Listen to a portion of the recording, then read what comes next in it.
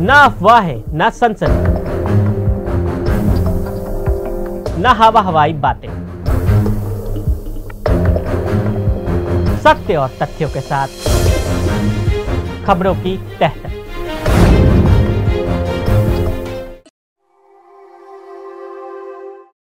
UPA का क्रियाक्रम किया, खंडहर पर लगाया नया पोस्टर।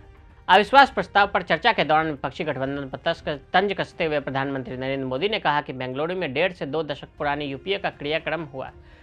कुछ दिन पहले बेंगलुरु में आप लोगों ने मिला जुला कर यूपीए का क्रियाक्रम किया। लोकतांत्रिक व्यवहार के अनुसार मुझे तभी आपसे सहानुभूति व्यक्त करनी चाहिए थी, लेकिन देरी में मेरा कसूर नहीं है, क्योंकि आप खुद ही एक और यूपीए का क्रियाक्रम कर रहे थे और दूसरी ओर जश्न भी मना रहे थे। इनकी मुसीबत ऐसी है कि खुद को जिंदा रखने के लिए इनको एनडीए का ही सहारा लेना पड़ता है, लेकिन आदत के मुताबिक घमंड का आई छूटता ही नहीं। एनडीए में घमंड के 2 आई पिरो दिए गए। इंडिया नाम पर विवाद क्या है? कर्नाटक की राजधानी बेंगलुरु में 18 जुलाई को बड़ी सियासी हलचल थी। सिर्फ हलचल ही नहीं थी, बल्कि सियासतदान के चेहरे पर एक आत्मविश्वास भी थी कि वो 18 जुलाई 2023 की तारीख को भारतीय राजनीति के इतिहास में एक नया अध्याय जोड़ने जा रहे हैं।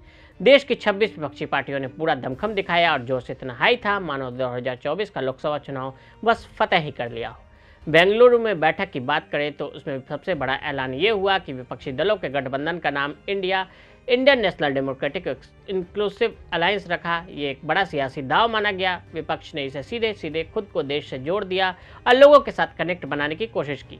ये अलग बात है कि उस नाम पर विवाद भी देखने को मिला। बीजेपी महाराष्ट्र सोशल मीडिया कानूनी और सलाहकार विभाग के प्रमुख बॉम्बे हाईकोर्ट के वकील आशुतोष जे दुबे ने ईसीआई को पत्र लिखा और गठबंधन के नाम पर अपनी आपत्ति दर्ज कराई। उन्होंने लिखा कि राजनीतिक लाभ के लिए भारत के नाम का इस्तेमाल कर देश की गरिमा का अनादर करने को लेकर मैंने भारत के चुनाव आयोग में आपत्ति दर्ज कराई है। इंडिया का रजिस्ट्रेशन कराना होगा मुश्किल। स्थिति को समझने के लिए यह देखना जरूरी है कि भारत में देश का नाम का उपयोग करने के बारे में कानून क्या कहता है। यदि उन्होंने केवल बोलचाल या संवादात्मक उद्देश्यों के लिए गठबंधन बनाया तो वे इसका उपयोग करने के लिए कोई न कोई रास्ता ढूंढ सकते हैं। हालांकि अगर वे इसे किसी तरह पंजीकृत करने की योजना बनाते हैं तो ऐसा करना संभव नहीं होगा। विपक्षी दलों ने घोषणा की कि वे गठबंधन का मुख्यालय नई दिल्ली में बनाएंगे। मान लीजिए कि वे प्रचार के लिए गठबंधन का उपयोग करने के बारे में गंभीर हैं। ऐसे में उन्हें इसे किसी तरह से रजिस्टर करना होगा और आने वाले दिनों में सोशल मीडिया हैंडल के साथ एक वेबसाइट लॉन्च करनी होगी। इन उद्देश्यों के लिए इंडिया नाम का उपयोग करना उनके लिए आसान काम नहीं होगा।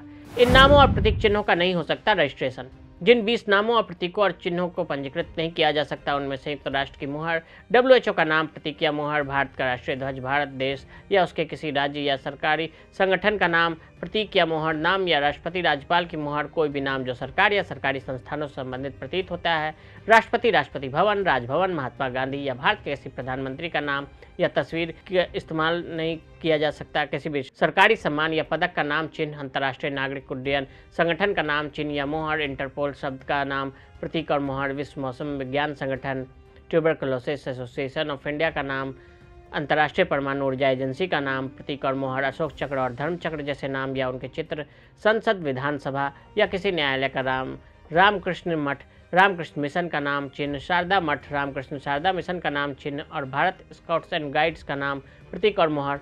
कानून कहता है कि सूची में से किसी भी चीज का उपयोग किसी संगठन, संस्था, कंपनी या समूह को पंजीकृत करने के लिए नहीं किया जा सकता है। ट्रेडमार्क या डिजाइनर ऊपर वर्णित प्रकारों में से एक नहीं हो सकता। उदाहरण के लिए अशोक चक्र या राष्ट्रीय ध्वज और पेटेंट नहीं कराया जा सकता है।